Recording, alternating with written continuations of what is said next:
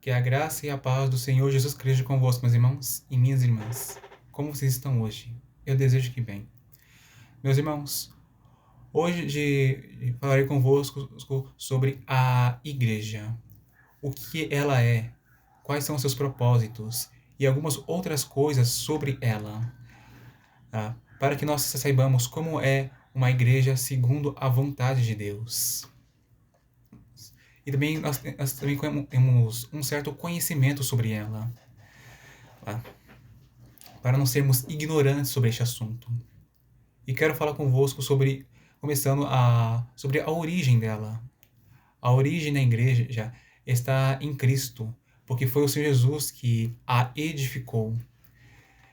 Em Mateus capítulo 16, versículo 13 ao 19 está escrito: E chegando Jesus às partes de Cesareia de Filipe, interrogou seus discípulos, dizendo: Quem diz os homens ser o filho do homem? E eles disseram: Um João Batista, outros Elias, e outro Jeremias, ou um dos profetas. Disse-lhes ele: E vós, quem dizeis que eu sou? E Simão Pedro respondendo, disse: Tu és o Cristo, o Filho do Deus vivo. E Jesus respondendo, disse-lhe: Bem-aventurado és tu, Simão Barjonas, porque tu não revelou a carne e o sangue, mas meu Pai que está nos céus. E também eu te digo que tu és Pedro, e sobre esta pedra edificarei a minha igreja, e as portas do inferno não prevalecerão contra ela. E eu te darei as chaves do reino dos céus, e tudo que ligares na terra será ligado nos céus, e tudo que desligares na terra será desligado nos céus. Aqui está, por assim dizer, o projeto da igreja, já que o Senhor Jesus ele edificaria no futuro. O principal fundamento da igreja, o fundamento dela, é esta verdade de Jesus é o Cristo, o Filho de Deus. O Senhor Jesus, ele não é uma pessoa qualquer. Ele não é apenas mais um homem. Ele é o próprio Filho de Deus. E além disso, ele é o Cristo. Isso quer dizer que ele é o rei ungido pelo Pai.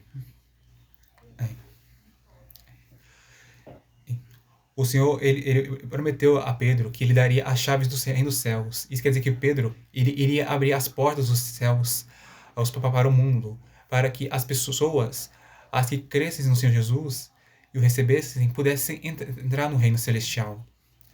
E no livro de Atos, o Senhor então ele começou a construir a sua igreja.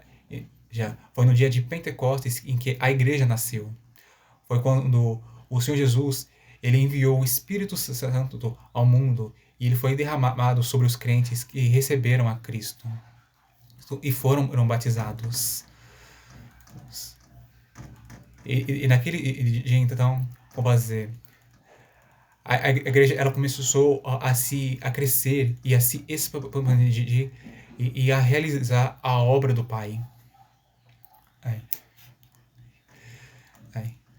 E todos aqueles que receberam o Espírito Santo foram feitos membros da igreja, já membros do corpo de Cristo. Essa aqui é a origem da igreja. E agora aqui eu falei agora sobre alguns propósitos dela. A palavra igreja, já no original eclésia, significa chamados para fora. No contexto em que isso era usado,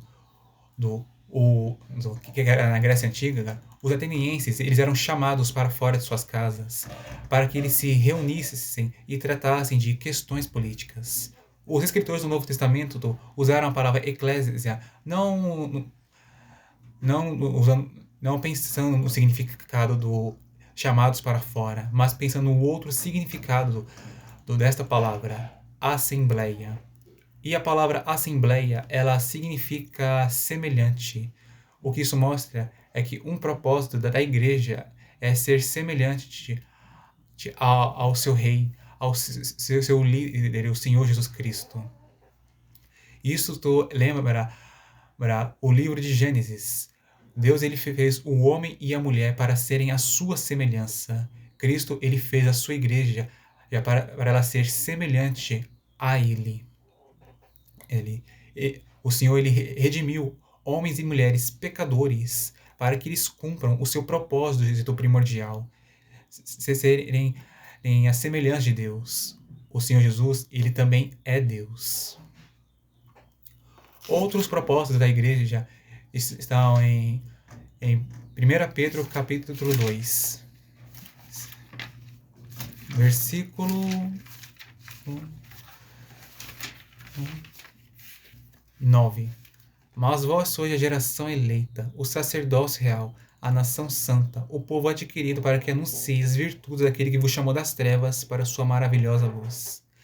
A igreja, ela foi escolhida por Deus para que ela seja já sacerdócio real, ou seja, para que os homens e mulheres, eles que fazem parte da igreja, sejam sacerdotes, sacerdotisas do Rei Divino, Deus Pai e o seu Filho Jesus Cristo. E também, eles são uma nação santa. A igreja, ela é muito numerosa. E um dos propósitos delas também é anunciar as virtudes do Senhor, que a libertou das trevas e a levou para a sua luz. Falando um pouco sobre o sacerdócio, no Antigo Testamento, os sacerdotes, eles eram pessoas escolhidas pelo Senhor para trabalharem em seu templo. Esses homens precisavam serem santos e conservarem a si mesmos. Eles tinham que cuidar do templo, adorar ao Senhor, louvar a Ele e lhe oferecer sacrifícios. E eles ensinavam ao povo a palavra de Deus. Nós temos que fazer coisas semelhantes também. Precisamos ser santos e nos conservar limpos, espiritualmente e também fisicamente. Temos que cuidar do templo de Deus. E o templo do Senhor, ele não é mais uma tenda. O templo do Senhor somos nós, todos aqueles que receberam o Senhor Jesus Cristo e o Espírito Santo de Deus. Isso quer dizer que nós temos que cuidar uns dos outros e também cuidar dos nossos próprios corpos, porque está escrito em 1 Coríntios capítulo 6, versículo 18 ao 20. Fugir da fornicação. Todo pecado que comete é fora do corpo, mas o que fornica peca contra o seu próprio corpo. Ou não sabeis que o vosso corpo é templo do Espírito Santo que habita em vós, proveniente de Deus, e que não sois de vós mesmos? Porque fostes comprados por bom preço. Glorificai, pois, a Deus no vosso corpo e no vosso espírito, os quais pertencem a Deus. Nós temos que adorar ao Senhor, e adoração, no original grego, ela significa prostração. Adorar é dobrar os joelhos para exaltar, honrar, reverenciar e demonstrar humildade e submissão. Nós temos que louvar ao Senhor, ou seja, elogiar a Ele e bendizê-lo. E temos que lhe oferecer sacrifícios, mas não como no Antigo Testamento, oferecer animais ao Senhor. Os sacrifícios que os cristãos têm que oferecer não são outros. E estes sacrifícios estão revelados em a Epístola aos Hebreus, capítulo 13, versículo 15 a 16. Portanto, ofereçamos sempre por ele a Deus sacrifício de louvor, isto é, fruto dos lábios que confessam o seu nome.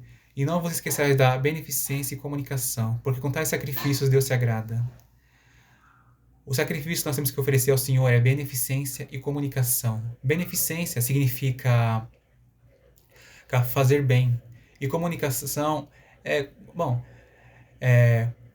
falar e ouvir. Temos que oferecer a Deus boas ações e também oferecer a Ele nossos ouvidos, escutá-lo e oferecer a Ele nossas palavras, oferecer palavras boas e verdadeiras. E atendendo ao outro propósito da igreja, temos que anunciar as virtudes de nosso Deus e Pai e de nosso Senhor Jesus Cristo. Eles possuem diversas virtudes. E algumas delas que quero citar são verdade, porque eles dizem a verdade e são verdadeiros, e não mentirosos nem fingidos. Fidelidade, porque eles cumprem o que dizem. Justos, porque eles cumprem a lei. misericordiosos, porque eles demonstram amor incondicional e disposição em perdoar, compaixão. Eles entendem o sofrimento dos outros e sofrem junto com eles. Graciosidade, porque eles concedem graça. Integridade, porque eles têm um caráter completo do firmeza, porque eles são fortes e não se deixam abalar. A valentia. Eles não demonstram medo das coisas nem das pessoas. E outras virtudes são muitas, e para se conhecer elas, é necessário ler a Bíblia Sagrada para conhecê-las e também anunciá-las às pessoas, que o nosso Deus, ele é Deus virtuoso, que possui toda a virtude que existe. A igreja, ela possui, agora falando sobre outro ponto, ela possui mais um propósito. A igreja, ela tem que ser uma boa obreira. Né? Isso está em Tito, capítulo 2. Esse versículo 14. O qual se deu a si mesmo por nós, para nos remir de toda a iniquidade e purificar para si um povo seu especial, zeloso de boas obras. A igreja, ela precisa ser zelosa de boas obras. E o que isso quer dizer?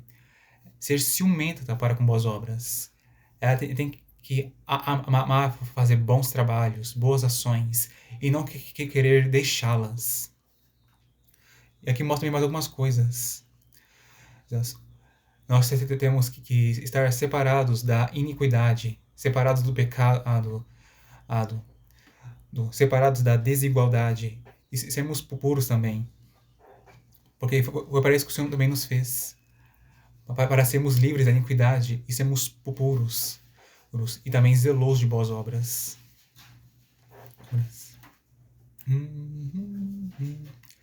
E agora eu falarei convosco sobre o que é congregar e por que fazer isto.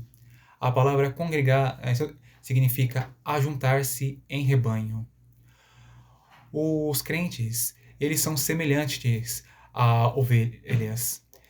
E eles precisam se ajuntar para que cada um deles seja cuidado e guiado pelo pastor.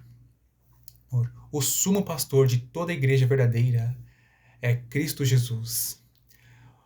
O Senhor, ele nos alimenta, ele nos protege, ele nos disciplina quando necessário e ele nos conduz no caminho em que devemos andar. E isso aqui é um detalhe importante. Embora a igreja ela não é um prédio, nós precisamos de um lugar para que nós congreguemos regularmente. Para que nós, junto com nossos irmãos e irmãs, cultuemos juntos ao Senhor e também sejamos cuidados, edificados e guiados por Ele. É importante você não querer fazer tudo sozinho. Fazer as coisas sozinho é difícil. Tanto fazer as coisas espirituais quanto as coisas seculares.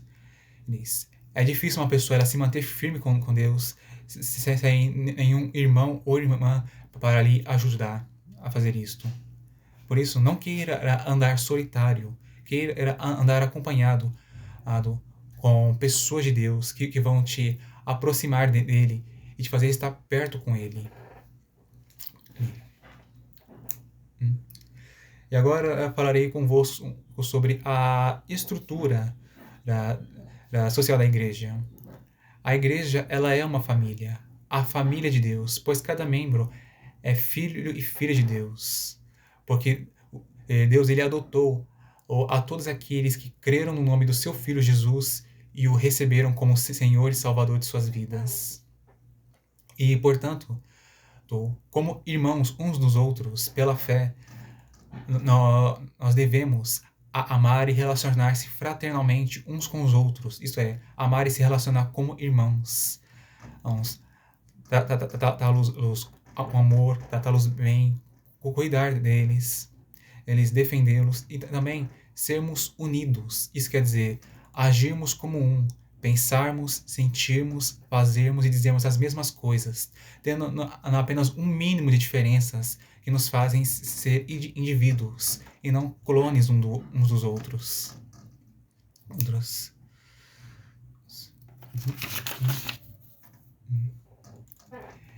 Agora falando sobre o culto. A palavra culto, ela significa no original adoração. Quando nos ajuntarmos ao Senhor, nós temos que fazer certas coisas. Nós temos que orar, isto é, nos comunicar com Ele, adorá-lo, dobrar nossos joelhos a Ele, louvá-lo, elogiá-lo, falar bem dele, agradecê-lo pelas coisas boas que Ele nos fez e nos deu. E também temos um momento para ficarmos em silêncio e ouvirmos atentamente a sua palavra, ouvirmos o que Ele quer dizer a nós, o seu povo. E para aqueles que têm uma boa condição financeira, eles precisam contribuir e dando uma parte de seu dinheiro para os obreiros da igreja. O motivo disso é para que o templo em que a igreja está congregando seja sustentado e eles possam continuar regularmente a se ajuntarem para cultuarem a Deus juntos. E para que eles possam estar congregando em um lugar que seja bom, seguro e que supre as necessidades deles. Como água, banheiro, sabão, teto, parede, eletricidade e outras coisas.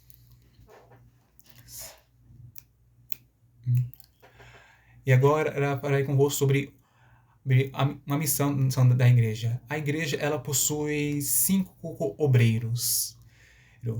O apóstolo, que significa o enviado, é uma pessoa que faz trabalhos missionários para ganhar mais almas e edificar outras igrejas em lugares em que ainda não há uma igreja para as pessoas congregarem. O segundo obreiro é o evangelista, que é aquele que anuncia o evangelho, aquele que anuncia o testemunho do Senhor Jesus Cristo, para que as almas conheçam ao Senhor Jesus, se arrependam dos seus pecados, creiam nele e o recebam como Senhor e Salvador de suas vidas. O profeta é o terceiro obreiro, aquele que anuncia profecias e revelações divinas. O pastor, que é aquele que alimenta o rebanho e guia ele no caminho em que deve andar. E o mestre, aquele que ensina a palavra de Deus para que as pessoas conheçam e entendam mais ao Senhor e façam a vontade dele. O propósito deles é revelado em Efésios capítulo 4, versículo 11 ao 14. Está escrito: E ele mesmo deu uns para apóstolos, e outros para profetas, e outros para evangelistas, e outros para pastores e doutores, querendo o aperfeiçoamento dos santos para a obra do ministério, para a edificação do corpo de Cristo, até que todos cheguemos à unidade da fé e ao conhecimento do Filho de Deus, ao homem perfeito, à medida da estatura completa de Cristo, para que não sejamos mais meninos inconstantes, levados em roda por todo o vento de doutrina, pelo engano dos homens que com astúcia enganam fraudulosamente. Esses 5 obreiros têm o propósito de edificar o corpo de Cristo, aperfeiçoá-lo para que cada homem e mulher de Deus seja completo e também unidos e não sejam imaturos na fé. Pessoas que são levadas facilmente por qualquer ensinamento de homens e mulheres enganadores que querem prejudicar o cristianismo e desviar as pessoas da verdade para levá-las à perdição. E agora falarei sobre a função dos demais membros da igreja. Os demais membros da igreja, cada um deles, eles têm uma função importante. Nem todos são apóstolos, profetas, evangelistas, pastores e mestres. Para que uma pessoa ela saiba qual é a sua função no corpo de Cristo, ela precisa conhecer aos seus dons e usá-los para a glória de Deus e para benefício de seus irmãos e irmãs. Eu recomendo que você leia o capítulo 12 de 1 Coríntios e com oração e meditação. E também assista o meu vídeo no YouTube em que falei sobre os dons espirituais. Se você tem o dom de curar, use esse dom para curar as enfermidades físicas e espirituais de nossos irmãos. Se você tem um dom de discernir os espíritos, use esse dom para saber e dizer se o espírito que está falando com você e com os nossos irmãos é um que vem de Deus ou um que vem do anticristo. Se você tem o dom de operar milagres, use esse dom para fazer obras maravilhosas, expulsar demônios, curar enfermidades, ou então profetizar que aconteça algo que é humanamente impossível de acontecer. Mas não é impossível para Deus. Se tem o dom de governar, governe. Se tem o dom de socorrer, use esse dom para ajudar aqueles que precisam de ajuda depressa. Sabe? E por assim em diante. Agora era um dever que toda a igreja tem, os obreiros e os outros membros, trabalharem na obra de Deus. O propósito da obra do Senhor são estes: expandir ao seu reino e edificar ao seu povo. E como uma pessoa ela pode trabalhar na obra de Deus?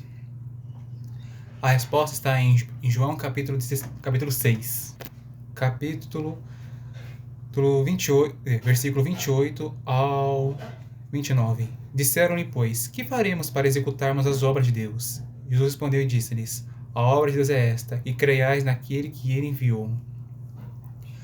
Para nós realizarmos a obra do Senhor, nós precisamos acreditar no Senhor Jesus Cristo e sermos usados pelo Espírito Santo. E outras coisas que nós temos que fazer é pregar o Evangelho e também praticarmos a sã doutrina de nosso Mestre. A sã doutrina, ela nos diz o que nós precisamos fazer e como nos convém fazer. Temos que fazer essas coisas com o propósito de expandirmos o reino do Senhor, ou seja, ganharmos mais almas, e fazermos o reino de Deus chegar a lugares em que ainda ele não chegou. E também temos que edificar os nossos irmãos, ou seja, construir em nossos irmãos e irmãs coisas boas, como um caráter melhor, ajudá-los a crescerem espiritualmente, a crescerem em suas vidas, né? E eles a nós. E agora falarei sobre um outro ponto a respeito da igreja, sobre a Santa Ceia. Nós cristãos precisamos regularmente nos ajuntarmos também para ceiarmos, porque isto é um mandamento e também isto é algo muito importante para a nossa vida espiritual. Porque quando nós ceiamos, nós nos lembramos do sacrifício que o Senhor Jesus ele fez por nós. E também nós estamos o honrando ao não nos esquecermos dele, mas nos lembrarmos do que ele fez por nós e também anunciando que ele cumprirá a sua palavra, ele voltará para os seus. Quero ler convosco Mateus capítulo 26, versículo 26 ao 29. Está escrito: e quando comiam, Jesus tomou o pão e, abençoando-o, o partiu e o deu aos seus discípulos. E disse: tomai e comei, isto é o meu corpo. E tomando o cálice, dando graças, deu-lo, dizendo: bebei dele todos, porque isto é o meu sangue, o sangue do Novo Testamento, que é derramado por muitos, para a remissão dos pecados.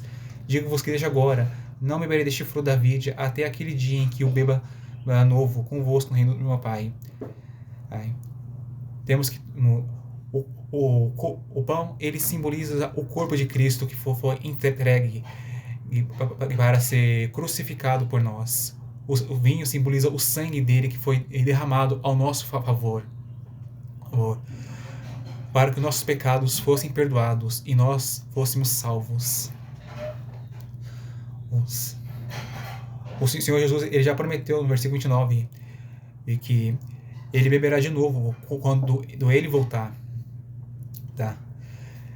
E, portanto, podemos ter certeza de que Jesus, ele vai voltar e levar a sua igreja para si no reino de seu Pai. E nós viveremos para sempre com o Senhor e cearemos com ele outra vez. Quem pode participar da Santa Ceia? Em 1 Coríntios capítulo 11, versículo 25 ao 29 está escrito: semelhantemente, depois que cear, tomou o cálice, dizendo: este cálice é o novo testamento no meu sangue. Fazei isso todas as vezes em que beberdes em memória de mim. Porque todas as vezes que comerdes este pão e beberdes este cálice, anunciais a morte do Senhor até que venha. Portanto, quem comer este pão ou beber o cálice do Senhor indignamente será culpado do corpo e do sangue do Senhor. Examine-se, pois, o homem a si mesmo, e assim coma deste pão e beba deste cálice. Porque o que come e bebe indignamente, come e bebe para a sua própria condenação, não discernindo o corpo do Senhor. Uma pessoa, ela não pode cear de maneira indigna. E o que é cear de maneira indigna? Por exemplo, uma pessoa ficar pecando, mas não se arrependendo dos seus pecados. E também não reconhecer o valor da Santa Ceia e não reconhecer que é pela graça que cada um tem permissão para participar dela. Como uma pessoa ela pode participar da Santa Ceia? É arrependendo-se de seus pecados, buscando andar em santidade e em obediência à palavra de Deus. E também examinando a si mesmo, se essa pessoa ela reconhece o significado da Santa Ceia.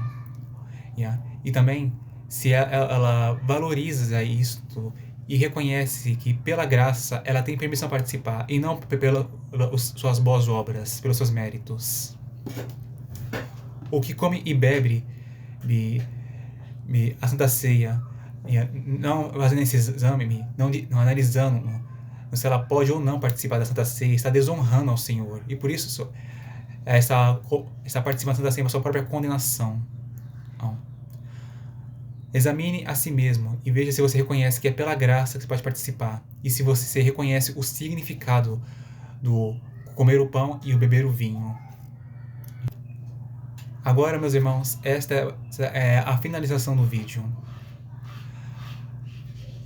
As coisas que eu falei é um estudo bíblico sobre a igreja, sobre como sermos uma igreja segundo a vontade de Deus. É importante saber que nós não conseguimos alcançar uma excelência tão elevada a ponto de nós nunca falharmos. Nós vamos falhar em um ponto ou em outro de vez em quando, mas nós não devemos nos desanimar, devemos nos arrepender de nossos pecados e buscarmos fazer a vontade de nosso Pai Celestial.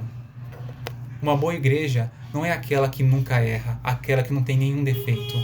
Uma boa igreja é aquela que se arrepende de seus pecados e que busca fazer a vontade de Deus. E que ama a Deus sobre todas as coisas e ama aos seus irmãos e irmãs e ao próximo como a si mesmos. Após terem ouvido essa mensagem, meus irmãos e irmãs, eu lhes digo que ponham ela em prática em suas vidas, para que vocês façam a vontade do Senhor e sejam uma boa igreja, uma boa e santa igreja. E compartilhe essa mensagem para os outros irmãos na fé, para que eles apliquem ela também em suas vidas. E se por acaso vocês não estão congregando em alguma igreja por algum motivo, ore para que sejam guiados pelo Espírito Santo e procurem visitar as igrejas que estão próximas à casa de vocês. Conheçam elas, frequentem elas por algum tempo e vejam se elas são igrejas verdadeiras ou não. E se elas estão comprometidas com a palavra de Deus ou não, para que vocês possam congregar em uma boa igreja, sejam edificados espiritualmente e se mantenham firmes na comunhão com Deus.